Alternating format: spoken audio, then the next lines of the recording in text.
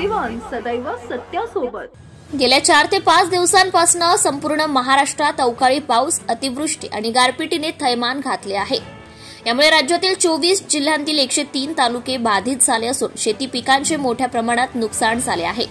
विशेषतः कांदा पिकांचं हजारो एकरांवर नुकसान झाल्यानं शेतकरी हवालदिल झाले आहेत। या संकटात शेतकऱ्यांना जास्तीत जास्त हमखास मदत मिळावी यासाठी राज्य शासन प्रयत्नशील असल्याचं राज्याचे कृषी मंत्री तथा नंदुरबार जिल्ह्याचे पालकमंत्री अॅडव्होकेट माणिकराव कोकाटे यांनी सांगितलंय।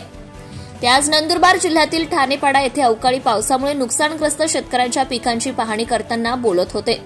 यावेळी जिल्हाधिकारी डॉक्टर मिताली सेठी, जिल्हा अधीक्षक कृषी अधिकारी सी.के. ठाकरे, तहसीलदार मिलिंद कुलथे यांच्यासह महसूल आणि कृषी विभागाचे अधिकारी, कर्मचारी, शेतकरी व गावकरी उपस्थित होते।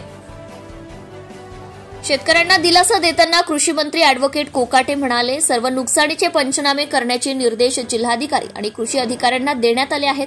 बहुतांश ठिकाणी पंचनामे पूर्ण झाले असून काही ठिकाणी 1-2 दिवसात हे काम पूर्ण होईल। येत्या 8 दिवसांमध्ये अवकाळी पावसामुळे राज्यभरात झालेल्या नुकसानीचा संपूर्ण आराखडा तयार होईल।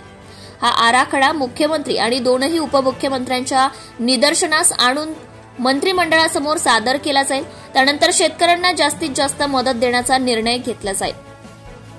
तर ते पुढे म्हणाले, नंदुरबार जिल्ह्यातील ठाणेपाडा, गंगापूर आणि अंबापूर या 3 गावांमध्ये वादळ, गारपीट आणि अवकाळी पावसामुळे मोठे नुकसान झाले आहे। उद्या दिनांक 7 एप्रिल 2025 रोजी केंद्रीय कृषी मंत्री शिवराज सिंह चौहान नंदुरबार दौऱ्यावर येत आहेत। त्यांच्याशी या परिस्थितीवर चर्चा करून केंद्र सरकारकडेही मदतीसाठी प्रस्ताव पाठवला जाईल। शेतकऱ्यांना कुठल्याही परिस्थितीत मदत मिळालीच पाहिजे हे शासनाचे धोरण आहे आणि त्यासाठी शासन कटिबद्ध आहे। यावेळी शेतकऱ्यांशी थेट संवाद साधताना कृषी मंत्र्यांनी त्यांना शासनाकडून सर्वतोपरी मदत देण्याचं आश्वासन दिलंय। शेतकऱ्यांनीही आपल्या अडचणी मांडत मदतीची अपेक्षा व्यक्त केली आहे। शासनाच्या या प्रयत्नांमुळे बाधित शेतकऱ्यांना लवकरच दिलासा मिळण्याची आशा निर्माण झाली आहे। मुजम्मिल हुसैन यांची special report. Subscribe now and press the bell icon. Never miss an update.